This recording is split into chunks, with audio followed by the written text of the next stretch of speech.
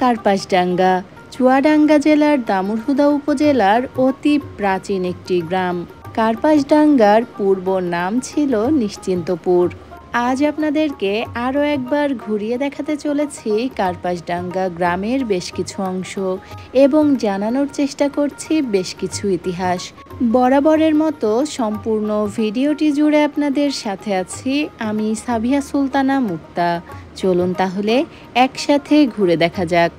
আপনারা অনেকেই হয়তো জেনে থাকবেন এই স্থানটি ব্রিটিশ আমলে নীল চাষ, সংরক্ষণ এবং বিক্রয়ের জন্য একটি বাণিজ্যিক কেন্দ্র ছিল এবং এই কার্পাসডাঙ্গা গ্রামে একটি নীল কুঠিও ছিল। কুঠিটি ছিল কার্পাসডাঙ্গার ভৈরব নদীর তীরে। তবে বর্তমানে স্মৃতি হিসাবে সেই নীল কুঠির দুটি পিলার অবশিষ্ট রয়েছে। তাছাড়া কুঠিটির আর সেভাবে কোনো চিহ্নই নেই। কার্পাসডাঙ্গার যে বাজার রয়েছে সেই বাজার থেকে হাতের বাম দিকে কয়েক কদম হাঁটলেই চোখে পড়বে এই পিলার দুটি। হয়তো এটিই ছিল নীলকুঠিতে প্রবেশের মূল গেট। এই মুহূর্তে আমরা আছি কার্পাসডাঙ্গার ইউনিয়ন পরিষদের সামনে। যেহেতু আজ ছুটির দিন তাই ইউনিয়ন পরিষদে প্রবেশের মূল গেটটি বন্ধ ছিল। কার্পাসডাঙ্গা ইউনিয়ন পরিষদ স্থাপিত 1966 সালে। ইউনিয়ন পরিষদের ঠিক পাশেই রয়েছে কার্পাসডাঙ্গা সরকারি প্রাথমিক বিদ্যালয়, যেটা স্থাপিত 1933 সালে। প্রায় 100 বছর হতে চলল স্কুলটির বয়স। কার্পাসডাঙ্গার যে বটতলাটি রয়েছে এই বটতলা থেকে আটকবরের দূরত্ব 9 কিলোমিটার এবং চন্দ্রবাসের দূরত্ব মাত্র 6 কিলোমিটার। এই মুহূর্তে আমরা আছি কার্পাসডাঙ্গার ইউনিয়ন স্বাস্থ্য ও পরিবার কল্যাণ কেন্দ্রে প্রবেশের মূল গেটটির সামনে। চলুন আপনাদেরকে ভিতরের অংশটিও একটু ঘুরিয়ে দেখাই।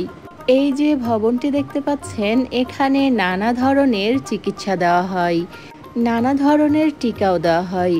যেমন ছোট বাচ্চাদের বিভিন্ন টিকা দেওয়া হয়ে থাকে, সেটিও কিন্তু এই জায়গাটিতেই দেওয়া হয়ে থাকে। আর মূল যে ভবন তার পিছন দিকে আরও একটি ভবন রয়েছে। আমি পিছনের দিকটাতেও গিয়েছিলাম, তবে আমার মনে হলো হয়তো সেটা একটি ক্লিনিক।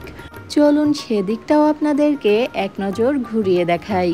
তবে আমরা একেবারে ভিতরে প্রবেশ করব না। মূল যে ভবনটি রয়েছে তার পাশে আরও একটি ছোট্ট গেট রয়েছে, আর এই গেটটি দিয়ে প্রবেশ করলেই রয়েছে আরও একটি ভবন। আমার মনে হলো সেখানে বেশ কিছু অসুস্থ মানুষও রয়েছে। যাই হোক, আমরা একেবারে ভিতরে প্রবেশ করলাম না। এবার আমরা মূল ভবনটির কাছাকাছি চলে এসেছি।